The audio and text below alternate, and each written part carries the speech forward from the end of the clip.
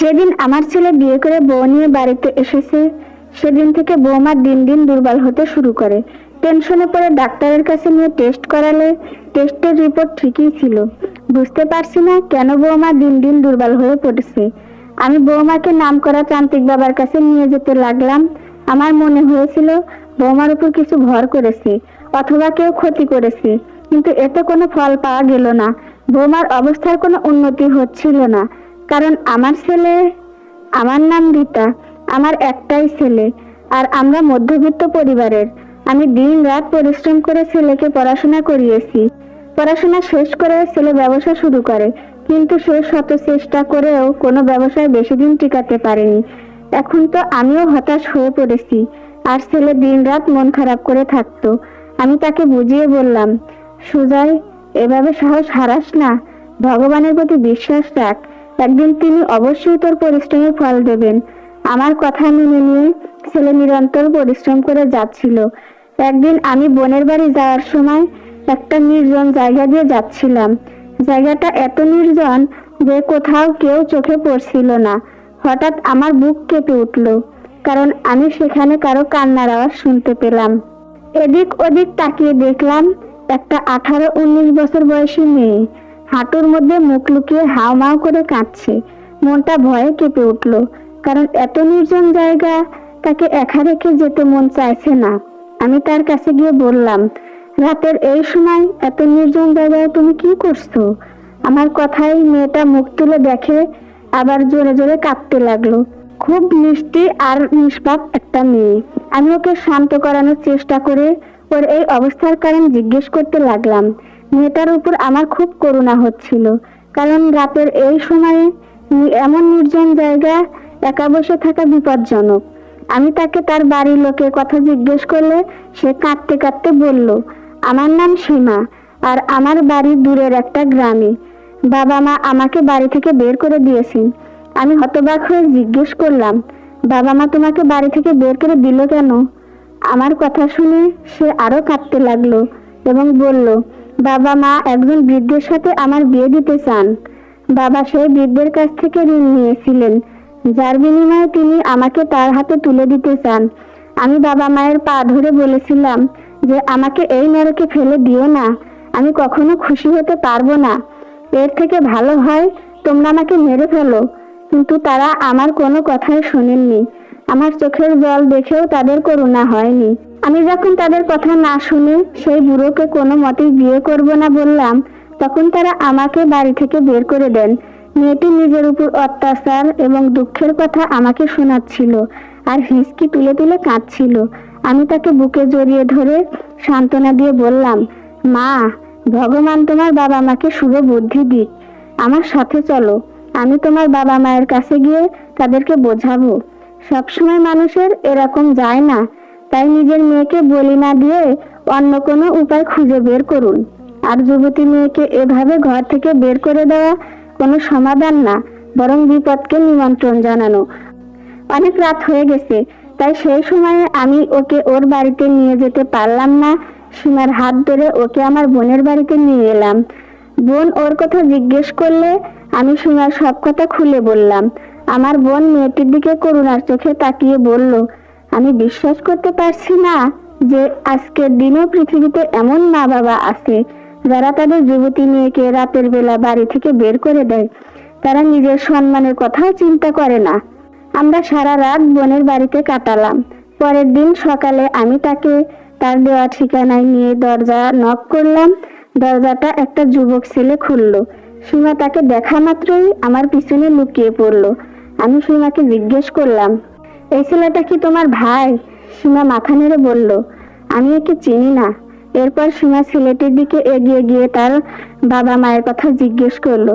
ছেলেটি আমাদের জানালো যে গতকালই আমাদের কাছে বাড়ি বিক্রি করে তারা গ্রাম ছেড়ে চলে গেছে। এখন থেকে এই বাড়িটা আমাদের। ছেলেটির কথাগুলো শুনে সীমার মুখে দুঃখ ফুটে উঠল, আর ওর চোখ থেকে জল পড়তে লাগলো। আমিও ভাগ্যের এই করুণ পরিণতি দেখে অবাক হলাম। ভগবান যে কি চান কিছুই বুঝতে পারছি না। এত মিষ্টি একটা মেয়ের সাথে এমন কাজ কেউ কিভাবে করতে পারে? মনে মনে সীমার বাবা মায়ের নোংরা চিন্তা ভাবনায় আমি অবাক হয়ে গেলাম। আমি ওকে আমার বাড়িতে নিয়ে এসেছি। ওকে এভাবে অসহায় রেখে যেতে পারলাম না। ওকে বাড়িতে নিয়ে আসাটা আমার ছেলে সুজয় মেনে নিতে পারেনি। সে অবাক হয়ে আমার কাছে সীমার সম্পর্কে প্রশ্ন করলে আমি তাকে বললাম, আপাতত মেয়েটি আমাদের সাথেই থাকবে।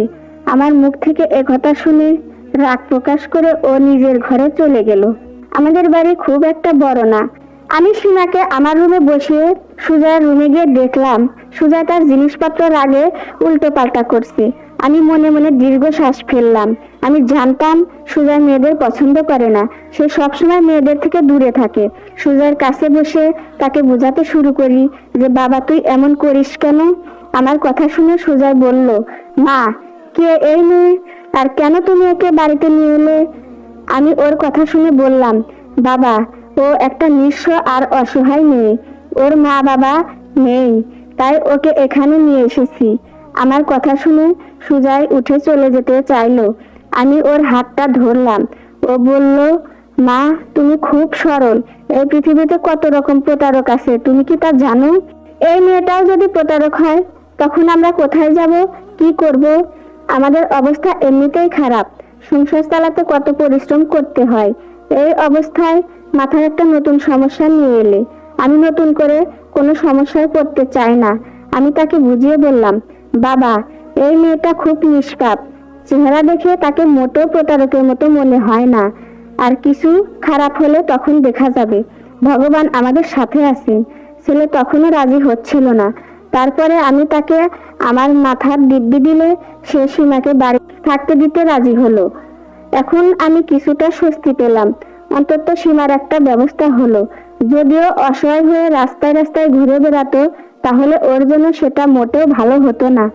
এখনকার সময়ে মানুষ নয়, রাস্তা রাস্তায় কুকুর ঘুরে বেড়ায়, যারা একাকী মেয়েকে পেলে ছিঁড়ে খেতে প্রস্তুত। এই অবস্থায় আমি কিভাবে তাকে রাস্তা একা রেখে যেতে পারি? কিন্তু কথাই বলে না, ভাগ্য কখন কোন দিকে মোড় নেয় তা বলা মুশকিল। আস্তে আস্তে সময় কাটতে লাগলো। সীমার এখানে আসা 3 মাস হয়ে গেছে। সে আমাকে আমার কাজে সাহায্য করত এবং আমার খুব সেবা যত্ন করত। মনে হতো যেন ভগবান আমাকে একটা মেয়ে দিয়েছেন। সীমা আমাকে কোনো কাজে হাত লাগাতে দিত না। আমার খুব যত্ন নিত, আর রাতে আমার পাও টিপে দিত। সে বলতো, তুমি যদি আমাকে না রাখতে তাহলে আমি কোথায় যেতাম? তুমি আমার সবকিছু। আমি যতই তোমার সেবা করি ততই কম। সে আমার এত যত্ন করত যে মাঝে মাঝে আমার নিজেকে গর্বিত মনে হতো। জানি না কি এমন পূর্ণ করেছি যে ভগবান আমাকে সীমার মতো একটি মেয়ে দিয়েছেন। সীমাও আমার বাড়িতে খুব খুশি। সীমাকে খুশি দেখে আমিও খুশি। কিন্তু আমার চিন্তা আমার ছেলে সুজয়কে নিয়ে। এখন সীমাকে সে আগের মতো অপছন্দ করে না, কিন্তু তবুও সীমা ওর সামনে পড়া থেকে নিজেকে বাঁচিয়ে চলতো। খুব জরুরি কাজ থাকলে তবেই সে তার সামনে যেত, নইলে সুজয় বাড়িতে আসার সাথে সাথেই সে এদিক ওদিক ঘুরে বেড়াতো। সুজয়ের ভয়ে ওর মন থেকে দূর করার অনেক চেষ্টা করেছি। সুজয় খুব ভালো ছেলে, কিন্তু জানি না সীমার কাছে কি হয়েছিল যে সে সবসময় সুজয়কে এড়িয়ে চলতো। সীমা এখানে আসার পর থেকে একটা জিনিস লক্ষ্য করছি যে সুজয়ের এখন আর সীমাকে খারাপ লাগে না। আমি সুজয়ের চোখে সীমার প্রতি ভালোবাসা দেখলাম। যদিও আমার ছেলে মেয়েদের থেকে সবসময় দূরেই থাকতো, ছেলে বিয়ে করবে কিনা এটা নিয়ে আমি ভয়েই থাকতাম। সুজয় আমার একমাত্র ছেলে। ও বিয়ে না করলে আমার পুরো বংশ ধ্বংস হয়ে যাবে। সুজয়ের চোখে সীমার প্রতি ভালোবাসা দেখে ভাবলাম সুজয়কে রাস্তায় আনার এটা একটা ভালো সুযোগ। কিন্তু সুজয়ের সাথে সরাসরি কথা বলতে পারছি না। সুজয়ের মনের অবস্থা জানতে আমি পাড়ার এক ঘটককে সীমার জন্য সম্বন্ধ আনতে বললাম। আমার কথায় তিনি সীমার জন্য সম্বন্ধ নিয়ে বাড়িতে আসেন। তাদের সীমাকে এত পছন্দ হয় যে তারা তখনই সম্বন্ধ পাকা করতে চাইছিল। আমি তাদেরকে থামিয়ে পরের সপ্তাহে আসতে বললাম। আমি মনে মনে ভেবে নিয়েছি যে সুজয়কে সীমার সম্বন্ধের কথা বললে সে কিছু না কিছু করবেই, আর তখন আমি জানতে পারবো সুজয়ের মনে কি চলছে। সন্ধ্যায় সুজয় বাড়িতে এলে আমি ওকে বললাম যে আমি সীমার সম্বন্ধ ঠিক করে ফেলেছি। পরের সপ্তাহে পাকা কথা বলে দিন তারিখ ঠিক করব। আমার কথা শুনে সুজয়ের মুখ রাগে লাল হয়ে গেল। তারপরেও বলল, মা, তুমি আমাকে না জিজ্ঞেস করে সীমার বিয়ে ঠিক করলে কিভাবে? আমি কিছু না বোঝার ভান করে বললাম, সুজয়, তোকে জিজ্ঞেস করে কি হবে? তুই সীমাকে বাড়িতে থাকতে দিতে চাইতি না, তাই সীমার বিয়ে হয়ে গেলে তুই একটু স্বস্তি বোধ করবি। আমার কথা শুনে সুজয় মাথা নিচু করে তারপর বলল, মা, আমি সীমাকে পছন্দ করতে শুরু করেছি এবং সীমাকে বিয়ে করতে চাই। ওর কথা শুনে আমি ওর দিকে হতবাক হয়ে তাকিয়ে রইলাম এবং কপট রাগ নিয়ে বললাম, অপদার্থ, তুই তো ওকে পছন্দই করিস না, তাহলে ওকে বিয়ের কথা বলছিস কিভাবে? সুজয় আমার কাছে এসে আমার মিথ্যে রাগ উপেক্ষা করে বলল, মা, আমি সীমাকে ভালোবাসি এবং আমি বিয়ে করলে শুধু ওকেই করব। সীমা আমার ছাড়া অন্য কারো হতে পারে না। এই বলে সে ঘর থেকে বেরিয়ে গেল। আর আমি তার কথা শুনে মনে মনে হাসতে লাগলাম। সুজয় তো রাজি, কিন্তু এখন সমস্যা হলো সীমা রাজি হবে কিনা।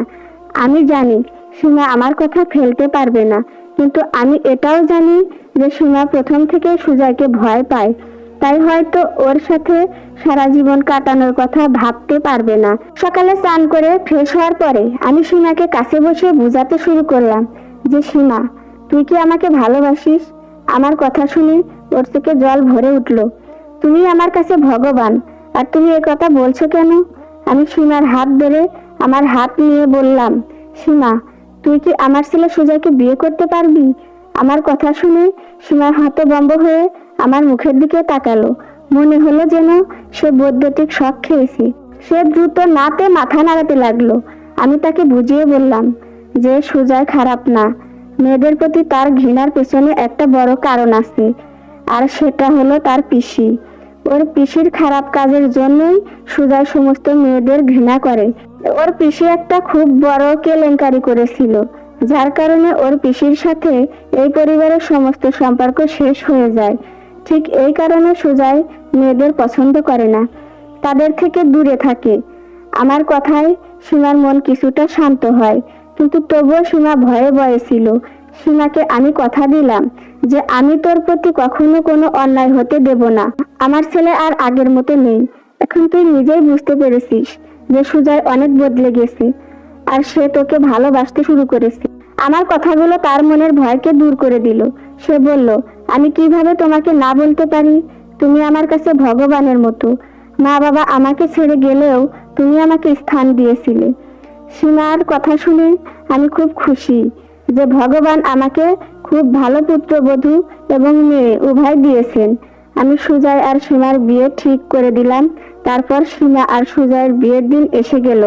আমি ওদের বিয়ে খুব ধুমধাম করে না হলেও খুব আনন্দের সাথেই দিয়েছি। বিয়ের পর সুজয় সীমার খুব যত্ন নিত। ওর খাওয়া দাওয়ার থেকে প্রতিটি ছোট বড় প্রয়োজনের দিকে নজর রাখতো। কিন্তু এই একটা জিনিস আমাকে ভেতর ভেতর কষ্ট দিত, আর সেটা হলো সীমার স্বাস্থ্যের কারণ। দিন দিন সীমার স্বাস্থ্য খারাপ হচ্ছিল। একটু কাজ করলে ও হাঁপিয়ে উঠতো। আমি সব চেষ্টা করেছি, কিন্তু ওর স্বাস্থ্যের উন্নতি তো দূরের কথা, বরং দিন দিন সীমার স্বাস্থ্যের অবনতি হচ্ছিল। আমার বৌমা খুব সুন্দরী, তার কালো বড় চোখ যে কাউকে পাগল করার জন্য যথেষ্ট। এখন তার সেই চোখের নিচে কালো দাগ পড়তে শুরু করেছে। যদিও সুজয় সীমার যত্ন নিত। আমার মনে আছে বিয়ের দিন যখন সীমা কনে সেজে আমার বাড়িতে এসেছিল, বিয়ের কয়েকদিন আগেই আমি সীমাকে বোনের বাড়িতে পাঠিয়ে দিয়েছিলাম এবং সীমা সেখান থেকে কনের সাজে যখন আমার বাড়িতে আসে তখন সে খুব খুশি ছিল। কিন্তু বিয়ের পরে সে চুপচাপ থাকতে শুরু করে। যে কাজ করতে বলতাম চুপচাপ করে দিত, বেশি কিছু বলতো না। এখন আমার ওকে নিয়ে চিন্তা হতে শুরু করেছে। সুজয় অনেক ডাক্তার বৈদ্য দেখালো, কিন্তু ওর কোনো উন্নতি হলো না। একদিন সুজয় বাড়িতে এসে সীমার স্বাস্থ্যের কথা জিজ্ঞেস করলে আমি ওকে বললাম যে আজ সীমার শরীর খুব খারাপ, ও ঘরে শুয়ে আছে। সুজয় সীমার কাছে গিয়ে খুব আদর করে ওর চুলে আঙুল বুলিয়ে দিত, ওকে জাগিয়ে তুললো। সেই সময় সীমার অবস্থা খুব খারাপ। সুজয় ব্যাগ থেকে মধু বের করে সীমাকে খাওয়ালো। আমি লক্ষ্য করছি যে বিয়ের পরের দিন থেকেই সুজয় সীমাকে মধু খাইয়ে ওকে ছাদে নিয়ে যেত। আমি খুব অবাক হয়ে ওকে জিজ্ঞেস করতাম, কিন্তু ও কোনো না কোনো অজুহাত খাড়া করত। আমিও ভেবেছিলাম ও সীমার স্বামী, ভালোবাসে, তাই ওর সাথে খারাপ কিছু করবে না। সীমা আবার শুয়ে পড়লে সুজয় ফ্রেশ হতে বাথরুমে চলে গেল। আমি কিছুক্ষণ সীমার কাছে বসে তারপর উঠে বাইরে বেরিয়ে এলাম। কিছুদিন এভাবেই কেটে গেল। একদিন সীমা আমার কাছে বসেছিল, হঠাৎ সে অজ্ঞান হয়ে একপাশে গড়িয়ে পড়ল। সুজয় বাড়িতে ছিল না। আমি টেনশনে পড়ে তাড়াতাড়ি সুজয়কে ফোন করে বাড়িতে ডাকলাম। সুজয় এসে হাসপাতালে নিয়ে গেল। ডাক্তার চেক আপ করে বললেন মানসিক চাপের কারণে অজ্ঞান হয়ে গেছে। মনে হচ্ছে আপনার পুত্রবধূর মাথায় খুব বেশি চাপ নেই, সেই কারণে হয়তো অজ্ঞান হয়ে গেছে। কিছুক্ষণ পর সীমার জ্ঞান ফিরে এলো। সুজয় সীমাকে বাড়িতে নিয়ে আসে। আমি সীমার জন্য জুস বানিয়ে ওর রুমে ঢুকে দেখি সুজয় সীমার গলায় হলুদ সুতো বাঁধছে। আমি পাশের টেবিলে জুসের গ্লাসটা রেখে ওকে জিজ্ঞেস করলাম, সুজয়, সীমাকে কি পড়াচ্ছিস?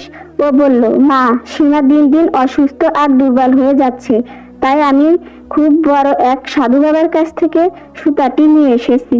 কেন জানি না আমার একটু সন্দেহ হলো। মনে হলো সুজয় আমার কাছ থেকে কিছু লুকাচ্ছে, কিন্তু আমি কিছু জিজ্ঞেস করিনি, কারণ আমি জানি সুজয় আমাকে কিছু বলবে না। তাই ওকে জিজ্ঞেস করে কোনো লাভ নেই। আমি সীমার বিছানায় বসে ওর মাথায় হাত বুলিয়ে দিচ্ছি আর মন থেকে সব খারাপ চিন্তা দূর করে ভগবানের কাছে সীমার সুস্থতার জন্য প্রার্থনা করছি। পরের দিন সীমার স্বাস্থ্য কিছুটা ভালো হয়। দুপুরের পরে যখন বের হলাম, দেখলাম সুজয় ডালের কৌটা নিয়ে বাইরে যাচ্ছে। এটা এখন সুজয়ের রুটিন হয়ে দাঁড়িয়েছে। বিয়ের কদিন পর থেকেই প্রতি মঙ্গলবার ডালের কৌটা নিয়ে কোথায় বেরিয়ে যেত। আমি তাকে অনেকবার জিজ্ঞেস করেছি যে তুই এই ডাল নিয়ে কোথায় যাস। সে বলতো, মা, একজনের খুব অভাব, তাই তার সাহায্য করি। সুজয়ের এমন কর্মকাণ্ড আমাকে ভাবতে বাধ্য করে যে সে কিছু ভুল কাজ করছে না তো। আজ রবিবার, সুজয় বাড়িতেই ছিল। রাতে রান্নাঘর থেকে বের হওয়ার সময় দেখলাম সুজয় সীমাকে নিয়ে ছাদে যাচ্ছে। আমার ষষ্ঠ ইন্দ্রিয় আমাকে বলল কিছু একটা গড়পড় আছে। তাই আমি তার পিছু পিছু সিঁড়ি বেয়ে উঠতে লাগলাম। ছাদে পৌঁছে সামনের দৃশ্য দেখে মনে হলো কেউ যেন আমার শরীর থেকে প্রাণ কেড়ে নিয়েছে। সুজয় সীমাকে একটা বৃত্তের ভিতর শুইয়ে রেখেছে, কিন্তু আরো বেশি হতবাক হয়ে গেলাম এটা দেখে সীমা অজ্ঞান হয়ে গোলঘেরার মধ্যে শুয়ে আছে। তার কোনো হুঁশ নেই।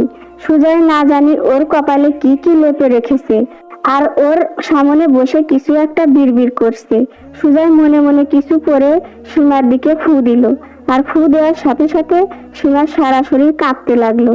এসব দেখে আমার গলা দিয়ে আর্তনাদ বেরিয়ে এলো। চিৎকারের শব্দ শুনে সুজয় আমার দিকে তাকিয়ে ওর মুখ সাদা হয়ে গেল। ও বলল, আমি বুঝতে পারিনি এরকম হবে। আমি ওর সামনে এসে ওর মুখে জোরে একটা থাপ্পড় মারলাম। সেই সময় মনে হলো সুজয় ওর নিজের মধ্যে নেই। একে কেমন অদ্ভুত আর পাগল লাগছে। এরপর আমি ওর মুখে একের পর এক চর মারতে লাগলাম, আর ও কিছু না বলে চুপচাপ দাঁড়িয়ে রইল। আমি ওকে বললাম, তুই একটা বদমাইশ, তোর সাহস কি করে হলো একটা নিষ্পাপ মেয়ের সাথে এমন জঘন্য খেলা খেলার? তুই এখনই সীমাকে ঠিক কর, না হলে আমি ভুলে যাব তুই আমার ছেলে। রাগে আমার সারা শরীর কাঁপছিল। আমার অবস্থা দেখে সুজয় মন্ত্র পড়ে কিছু একটা সীমার দিকে ছুঁড়ে মারলো, আর সঙ্গে সঙ্গে সীমার শরীর যেটা তখন কাঁপছিল তা শান্ত হলো। আমি সুজয়কে ঝাঁকি দিতে দিতে প্রশ্ন করলাম, এসব কি? এখনো মুখ বন্ধ করে এভাবে দাঁড়িয়ে থাকবি, নাকি আমার কথার জবাব দিবি? আমার কথা শুনে সুজয় কাঁদতে লাগলো আর আমাকে পুরো ব্যাপারটা বলতে লাগলো। আমি চুপচাপ শুনতে লাগলাম। ও বলল, আমি যখন এই মেয়েকে প্রথম দেখি তখনই ওর প্রতি অদ্ভুত আকর্ষণ অনুভব করি। আমি ওর কাছে যাওয়ার থেকে নিজেকে আটকানোর অনেক চেষ্টা করেও ব্যর্থ হই। আমি বিয়ের আগে সীমার সাথে সম্পর্ক স্থাপন করতে চাইতাম, কিন্তু যখনই আমি সীমার সাথে এইসব করার চেষ্টা করতাম, সীমা আমার কাছ থেকে পালিয়ে যেত বা আমাকে এসব করতে বাধা দিত। একদিন ও আমাকে হুমকি দিল যে তুমি যদি আমার সাথে জোর করো তাহলে আমি তোমার মাকে সব বলে দেব। তখন উল্টো আমি ওকে হুমকি দিয়েছিলাম যে তুমি যদি আমার মাকে বলো তাহলে আমি মাকে বোঝাবো যে তোমার উদ্দেশ্য কত খারাপ, আর তিনি আমার মা, আমাকেই বিশ্বাস করবেন, আর তারপরে তিনি তোমাকে বাড়ি থেকে বের করে দেবেন। আমার কথা শুনে সীমা ভয় পেয়ে যায়, কারণ এই বাড়ি ছাড়া ওর আর কোথাও যাওয়ার জায়গা নেই। তাই ও এই বাড়ি ছেড়ে যেতে চায় না। ও ভয়ে চুপ রইল, আমার বিরুদ্ধে কোনো কথা বলল না। কিন্তু আমার উদ্দেশ্য পূরণ হচ্ছিল না, কারণ ও সবসময় আমার থেকে পালিয়ে বেড়াতো। আমিও মনে মনে ঠিক করলাম যে সীমাকে পেয়েই ছাড়বো। তুমি যখন বললে যে তুমি সীমার বিয়ে ঠিক করেছো, তখন আমি তা মেনে নিতে পারলাম না। আমি ঠিক করলাম সীমাকে বিয়ে করে ওকে নিজের করে পেয়ে তারপর ওকে ছেড়ে দেব। বিয়ের প্রথম রাতে ফোনে আমার বন্ধুকে এই কথাই বলেছিলাম, কিন্তু সীমা আমার এই কথা শুনে নেয়। তাই ও বিয়ের প্রথম রাতে সীমা আমাকে তার কাছে আসতে দেয়নি। এবার সীমা চালাকি করেছিল, সে ফোনে আমার কল রেকর্ড করে নেয়। আমি সীমাকে হুমকি দিলে সে আমাকে বলে যে তুমি যদি আমার সাথে জোর করো, আমি এই রেকর্ডিং তোমার মাকে শোনাবো। এ কথা শুনে আমি দুর্বল হয়ে পড়ি। বিয়ের এতদিন পরেও আমি সীমাকে নিজের করে পাইনি। সীমা আমাকে বোঝানোর চেষ্টা করত আমাদের বিয়ে হয়েছে, আমার জন্য না হলে তোমার মায়ের জন্য এই সম্পর্কটা সততার সাথে বজায় রাখো। কিন্তু সীমার কথায় আমার কোনো ভ্রুক্ষেপই ছিল না। আমি যেটা ভেবেছি সেটা পূরণ করাই আমার লক্ষ্য ছিল। আমি চাইলে জোর করে সীমাকে নিজের করতে পারতাম, কিন্তু আমি চাইতাম সীমা যেন নিজেকে আমার কাছে ছুপে দেয়, আর আমি ওকে দিয়ে এটা করাবই। আমি একজন তান্ত্রিক বাবার সাহায্য নিয়ে তার কথা মতো সব কাজ করতাম। সেই মধু তিনি দিয়েছিলেন এবং আমাকে প্রতিদিন সেটা সীমাকে খাওয়াতে হতো। বাবার কথা মতো প্রতি মঙ্গলবার 1 কৌটো ডাল শ্মশানে রাখতাম। 45 দিন অবধি আমাকে এই কাজ করতে হতো। তারপরে সীমা নিজেই আমার পায়ে নিজেকে সঁপে দিত। কিন্তু তার আগেই তুমি সবটা জানতে পেরে গেলে। এই ভয়ঙ্কর সত্যটা শুনে আমি হতভম্ব হয়ে সুজয়ের মুখের দিকে তাকিয়ে রইলাম। বিশ্বাস করতে পারছি না যে সুজয় আমার ছেলে। জানি না কি পাপ করেছি যে ভগবান আমাকে সুজয়ের মতো সন্তান দিয়েছেন। এর থেকে ভালো হতো আমি নিঃসন্তান থাকতাম। আমি আবার সুজয়ের গালে জোরে জোরে থাপ্পড় মেরে বললাম, নির্লজ্জ, তোর লজ্জা করে না যে অসহায় মেয়েটিকে তোর মা নিজের মেয়ে করে তোর হাতে দিয়েছিল? তুই সেই মেয়ের জীবন নষ্ট করতে উঠে পড়ে লাগছিস। আমি তোকে কখনোই ক্ষমা করতে পারবো না। আরে এমন বৌমা আর এমন বউ মানুষ ভাগ্য করেই পায়। সে নীরবে কষ্ট পেতে থাকে, কিন্তু কখনো মুখ খোলেনি। সে তোকে লাইনে আনার চেষ্টা করতে থাকে, আর তুই তাকে নষ্ট করতে থাকিস। এখন সীমার কিছুটা জ্ঞান ফিরতে শুরু করেছে। আমি সীমাকে ধরে ওকে ওর রুমে নিয়ে বিছানায় শুয়ে দিলাম এবং কেঁদে কেঁদে তার কাছে ক্ষমা চাইলাম। সীমা বুঝতে পেরেছে আমি সত্যটা জানতে পেরে গেছি, তাই সেও আমার গলা জড়িয়ে ধরে কাঁদতে লাগলো। আমি বললাম, সীমা, আমাকে ক্ষমা করে দে মা। আমি তোর সাথে অনেক বড় অন্যায় করেছি। আমি তোর কাছে অপরাধী। সীমা আমার হাত দুটো ধরে কাঁদতে কাঁদতে বলল, না মা, তুমি কোনো অন্যায় করনি। এসবই আমার ভাগ্য। তুমি আমার সাথে যা করেছো তা তো আমার ভালোর জন্যই করেছো। তোমার কোনো দোষ নেই। আমার ভাগ্যে না আছে বাবা মায়ের ভালোবাসা, না আছে স্বামীর ভালোবাসা, কিন্তু ভগবান আমাকে তোমার মতো মা দিয়েছেন, আর আমি তোমাকে হারাতে চাইনি। তাই আমি সুজয়ের সব অত্যাচার সহ্য করেছি। আমি আশা করেছিলাম যে সুজয় হয়তো সঠিক পথে আসবে। আমি সুজয়ের কাছে গিয়ে ওর হাত ধরে ভগবানের সামনে দাঁড় করিয়ে বললাম, সুজয়, তোকে ভগবানের দিব্যি, তুই এখনই এ বাড়ি থেকে বেরিয়ে যা। যেদিন তোর মনে হবে তুই আমার বৌমার যোগ্য হয়েছিস, সেদিন তোর জন্য বাড়ির দরজা খোলা।